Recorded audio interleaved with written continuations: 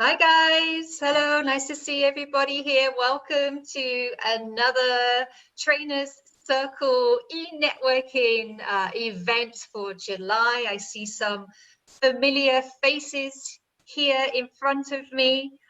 If you're able to turn your cameras on, it would be wonderful just to feel like we are connected and that there are real people on the other side of these names and these beautiful pictures that I can see, and for all of us just to feel like we're, networking as if we are in a real room. We don't walk into a networking room with a bag over our head and disguising who we are, right? We can see one another and we're able to connect. And we will be having a little spotlight sharing today of some SEO hacks that will help tips to bring clients to you. So we're going to have a 10-minute sharing with from Eugene, who is part of the community within Trainers Circle and also BBSG. So some of you will be familiar with that. So really looking forward to hear those tips so that we can apply it as trainers, coaches, and consultants to bring clients to us. Who would like to have more clients just coming to you rather than you having to find them, right? Exactly. We're all like, yeah, give me a piece of that. So we're all going to listen very intently to that part. Okay, great. So we're going to move into the bit that some of you got very excited about earlier. You're like, which bit? There's so many bits. Well, this is the bit about how you can get clients coming to you. So we have a spotlight sharing that's going to be happening today from one of the members of our community. Those of you that are part of the community, I'm no doubt you will know who he is. He's very active online, has a lot of videos out there. He's doing a lot of podcasts and vlogging and very much out there doing things. Of course, this is Eugene Maracas, and I hope I've pronounced your surname right. Otherwise, I've given you a new name. But Eugene, you will definitely know as the SEO king. He used to actually be a digital director in Standard Chartered Bank. So he has, a very corporate background, and of course now has stepped out being his own entity, like so many of us have, and is a digital marketing strategist. And of course today he's going to be sharing with us some SEO hacks that we can all go off and apply and implement so that we can bring more clients to our services, our coaching packages, our consultancy, our trainings. So Eugene, it's the floor is yours for the next 10 minutes. And guys, if you have questions that you want to ask, please write them in the chat and we can pull those out afterwards. All right. Okay, so I'll get into the presentation proper. Today we're going to talk about instant SEO hacks to bring clients to you. So my first question to everyone on the floor is Google page one easy to achieve? Who thinks achieving Google page one is easy? Can I have a raise of hand? Okay, looks like. all right, Angie, yes. Okay, so I can end my talk now. I'm just kidding. All right. So at the end of my presentation, I will prove to you that Google page one is easy to achieve. I will start with a case study that I did for my client. All right. And here's, all right. So as you can see, Ice Sculpture Singapore, 11.7 million results. I was able to achieve Google page one, number 2, number 3, number 4. And on the right side, I have a map pack listing. Ice Carving Singapore appears on the map. And I was able to achieve number 9 listing as well. So again, a recap, Ice Sculpture Singapore, 11.7 million results. Google search engine results page has 10 results. For this case, I was able to achieve 5 listings on Google page one for that particular keyword of 11.7 million results. Number 2, number 3, number 4, number 9, and a map pack listing. So my answer to you is Google page one is very easy to achieve, but to achieve multiple Google page one listing for a keyword, that is something that we can learn. All right. Okay, so as introduced by Angie, I am the former digital director of Standard Chartered Bank, and we do all the retail banking products with regards to digital marketing. I'm also, right now, I'm an independent internet marketing coach and mentor, and I have a group, Internet Marketing Secrets, which I can invite all of you to be there. I built up the group to about 1,000 members, right? And today, since we have met digitally, my digital name card to you is imseoking.com, and that is my YouTube channel, free gift to you, 60 videos on digital marketing. All right. So we're going to touch on instant SEO hacks to bring clients to you. We'll touch on what is SEO. Are you barking up the wrong SEO tree? Getting into the mind of the search engine, and immediate tips on improving SEO for your business. Don't worry if you do not have the slides. I will make this available in SlideShare. Okay, so the first aspect of search engine optimization is the process in which you execute to make sure that your websites or business is searchable on Google, right? So SEO is the process of building an internet footprint. It can be seen as an online street sign. Today, you move into the new office, you have to tell people which street your office is. Similarly, when we look at Hansel and Gretel, the famous fable, what they do is they drop breadcrumbs along the way because so that they can get home. The question is, are you dropping digital breadcrumbs that people can find you? And we shall explore that. Don't let a SEO company fool you.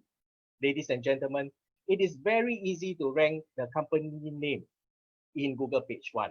All you need to do is just claim a Google My Business listing. All right.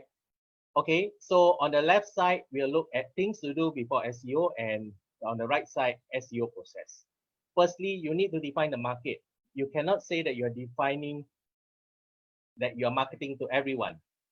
For example, your market is weight loss. You need to niche down to, let's say, weight loss for women, and you need to identify a sub-niche, weight loss for women who have just given birth. When you identify a sub-niche, you become more laser targeted, and you can design your campaigns all around it. Next, after niching in, you need to know who is your customer avatar.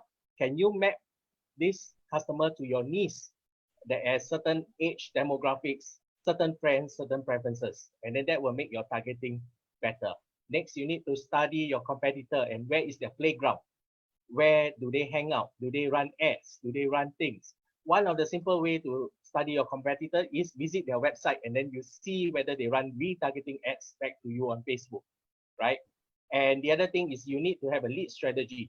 If you have a bribe that you can give, most of us are coaches, we have valuable information. But we give a valuable information, the exchange of name and email address for a sequence of emails. And that's called nurturing the needs, and also having a CRM, customer relation management, to manage the backend process. Next, we come to the SEO process. Keywords. You need to know and define keywords with commercial or buying keywords. What I mean, for example, property Singapore. Nobody will search property Singapore, but people will search for buy 4-room apartment in Holland, right? So that is a buying keyword as compared to property Singapore. Structure. Imagine Google stepping into your website as a department store. Do Google find you having a messy department store, or Google will be able to see that your information on your website is logically defined? Next, you need to optimize your content for on-page SEO, images on the website and Google Photos, and you need to have video optimization on YouTube, and backlinks. You don't go crazy on backlinks, just focus on quality, not quantity. All right, and common sense comes into play. So now we have a very fun question. Which comes first, the Google or the Yahoo? It's like the chicken or the egg, right? So as you know, Yahoo came first, but how did Google manage to win? Google managed to win is because they are more relevant. So top of the mind, how to dominate Google? Be relevant. And how do you be relevant? There's a question of getting into the mind of Google. There are 4 components that Google look for. Firstly, when Google look at your website, they look at see whether your website is topical. Does it talk about a particular topic? And after Google has identified the topic, they look at contextual, how your topics and subtopics relate to one another. Next, Google look at whether your website has authority. Has there any links linked to it? Are there any media releases of your business? And last of all, Google look at relevancy. And these are the main factors that Google look for. And as long as you keep your content to this, you'll be okay, right? So one thing to note, Google is a dominant force. Google has an impressive market share, and no other search engine has a name as a word. Like, can you Google it, right? So next we come to anatomy of a website. Anatomy of the website, we look at domain. If your business is located in Singapore, get a host in Singapore. You need to have secure sockets layer. You need to be mobile optimized. And then on-page SEO looks at, if you're using WordPress, there are some tools that can help you with search engine optimization. And off-page SEO looks at how people link to you, right? So there are many strategies that you can do.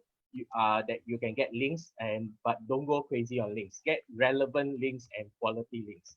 Next, you have tracking info. Remember when I said you check your competitor whether they have retargeting ads. So you can put a Facebook pixel. People who visited your website, you can retarget them with a Facebook offer. Next, always have Google Analytics installed so that you will know the website visitorship. And one of the secret that if you are using WordPress, you have this secret informant to Google, which is the auto generation of Google XML sitemap. How this works is when you update your website, Google will be informed, right? Next, we come to the perfectly optimized page. How do you optimize your page, right? So basically, this is it. You need to focus on the title. The title must have the keyword that you are ranking for. Subtitles must have certain keywords or keywords association, right? And your first paragraph definitely have to have the keyword in there. Try to keep the keyword, try to start the paragraph with the keyword. And in the content block, you just repeat the keywords 2 or 3 times. And your image must be keyword.jpg, right? So that is in a gist on how you optimize your page. Now we go to immediate tips on improving your SEO for your business. First, as what I said, you need to list on Google My Business, because this will tell Google that your business, because Google doesn't know, it's a .com. How does it know where your business address is? Through Google My Business, Google will know where you are located. Having a presence in YouTube and social media will help you build credible backlinks. Take note of your website load speed. Okay, buy a secure socket layer domain for your website. Make sure that you have mobile optimization turned on for your website. And many businesses just focus on beautiful images with too little text. When you have too little text, SEO will not work, because SEO is text and content driven, right? SEO will have to make the relation of contextual and textual, topical, to make the association to rank your website. So having too many images doesn't really help in the SEO. Always write with the readers in mind and the search engine later. Optimize your image file with the keywords, having keyword.jpg and having branded images in Google. That helps when when you're searching, right? So I come to my short presentation. It's an end. So this is my free gift to you. iamsecrets.iamseoking.com. Basically, this is my group of 1,000 members. And always remember, always be on the radar of Google, and always make sure that you are on Google properties. Google My Business, Google, make sure that you're on YouTube, make sure you have Google Photos as well listed. So thank you very much for listening. I hope I make the time. You did. That was perfect. Thank you so much, Eugene, for the very informative and broad strokes as to what we can go off and start doing. The key things that I took from that were that we need to use keywords that our clients ideal clients are searching for, and we need to scatter those keywords throughout our content that we're posting out there, that we need to be on Google Business. And of course, if we want to learn more tips, then we can be part of your group and we can find out more about that. So thank you so much. Thank you. I do have a question here, if you're able to answer this for Nidhi, but if someone's business is online, can they just list the country of location under Google My Business, or does it have to be an exact location? Like, what if they don't have a physical premise, right? Yeah, so this is how it works, right? If let's say, it depends whether your business is addressing the global audience, but if assuming that you are doing local, and that is local SEO marketing, basically it is preferable to list in Google My Business. How listing in Google My Business works is this: when you list a listing in Google My Business, you will have to key in an address, and Google will have to send a postcard to your address, so that there is a verification code, and kind of to unlock it, and then it becomes an official listing in Google. So there are ways in which you can work around. One way is that, for example, if you are based in Singapore, Singapore Post has this mail forwarding service where you pay a monthly, is a small fee. What they do is they will give you a business address, but it's not a PO box address. But how it works is that based on that address, you can use that as your business address, but Singapore Post will internally forward it to your house address. So in this way, you are masking your house address. You can list your Google My Business using this address, and so that the postcard can be sent to your home, and you can unlock it. And once you unlock the Google My Business, it's forever yours. So how does Google look? Google doesn't know your .com belong to where. Google will map to see there's a corresponding Google My Business listing. Then Google will know that you are situated in Singapore. What about the cases? That's perfect. Thank you. Just one extra. What about cases if you have many branches, then you do the same listing for all of that, and you claim once the postcard is there, you unlock. Then you have multi-listing for perfect. people who have multi-branches. The short answer is that you need an address. So yes, whatever you use for that address, you need the address. If you need anything further on that, then you can PM each other through the chat there. If there's anything further that you need there. Thank you so much, Eugene.